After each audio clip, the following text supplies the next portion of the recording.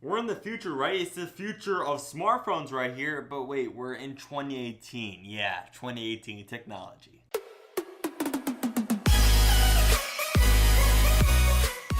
And what I mean is that we're in the future, but still in 2018, is that the Vivo Nex S, yes, it's the exact same company that earlier this year revealed the Vivo Apex concept phone with the in-glass fingerprint reader with the bezel-less display. It's now coming to consumers' pockets. And now I'm going to be talking about the Vivo Nex S, not the Nex A. The Nex A just has a downgraded processor and it has the fingerprint sensor in the back, not in the screen. But the Vivo Nex S is getting a ton of hype, and for good reasons. Do you see that display? It looks beautiful on the top, and it has an in-glass fingerprint reader, but all good is not all good. Before I talk about my disagreements with the phone, I'm gonna say if this phone was running stock Android from Google, I would so buy this phone because of the features it goes with it. I'm all for the edge-to-edge display and no notch. That's what I want to live for, but just there's some drawbacks that I have to tell you. Let's first talk about the display because that's the main hyped feature with this Vivo Nex S, and it's a 6.59-inch display. This is bigger than the iPhone X Plus coming later this year, which is only going to have a 6.5-inch display. Only a 0.1 difference, but this display is huge at a 1080p AMOLED 91.24% body to screen ratio. And with this bezel-less display, of course you're going to have a vertical phone at a 19.3:9 ratio. So you're going to have to zoom in on those YouTube videos to see them full screen. But man, this phone is almost perfect in the display. Just almost. If you look to the bottom of the Vivo Nex S, you see a little thick chin that the iPhone X doesn't even have. And there's definitely a reason to this. The OnePlus 6 has a chin, the LG G7 has a chin, the Vivo Nex S has a chin because they're not folding the OLED display like Apple did. But all these other Android phones are avoiding folding the display because they don't want to add $100 to $200 on the price tag. Apple can afford to do that. But the only reason I'll buy this phone over any other is for that display. I'm all for the edge-to-edge display. It's just, it has that chin. Now talking about the second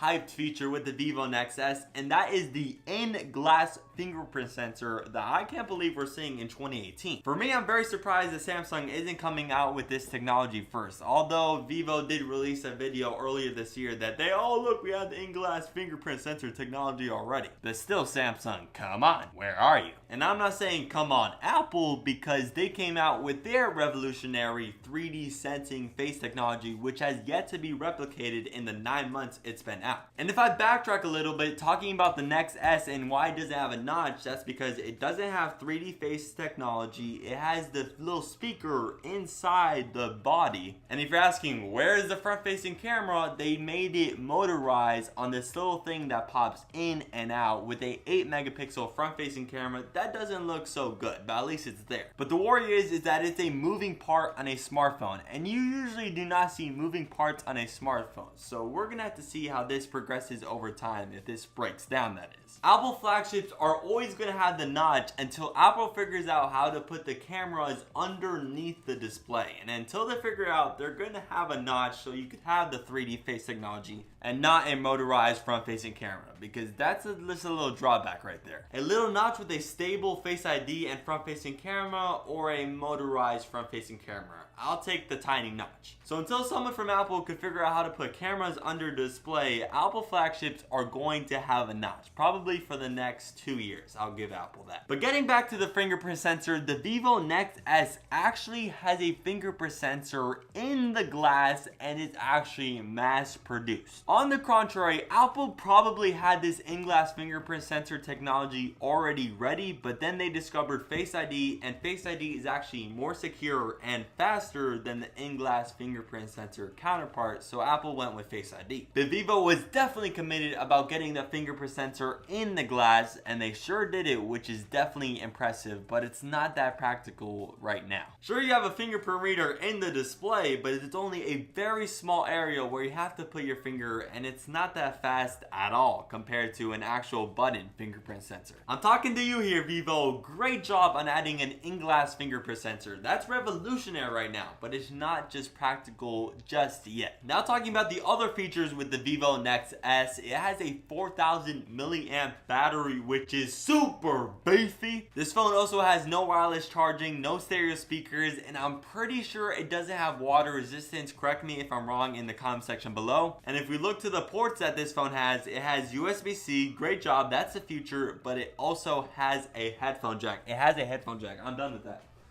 No, but seriously, why do phones have a headphone jack in 2018? It's so unnecessary. Just wireless is the future. Come on, companies, please. This phone also has a dual camera in the back, kind of shaped like the iPhone X, a little copy there, but this also allows for portrait mode pictures. You know, Apple made that famous. And on the left side of the phone, it's boasting a little tiny AI button called Jovi. So it's kind of like a Bixby button, which means it's going to be a useless button. Come on. This phone definitely comes with its drawbacks. No wireless charging, no stereo speakers, no water resistance. The fingerprint sensor is slow even though it's in the display. You're losing all of that for a notchless display going edge to edge just with a tiny chip. The question is, with this phone, do you think the sacrifices outweigh the gains with this phone? That's the question right there. For me to even consider the Vivo Nex S, it would have to be running stock Android and be sold in the United States. Right now, it's only sold in China and India. So, United States people, sorry.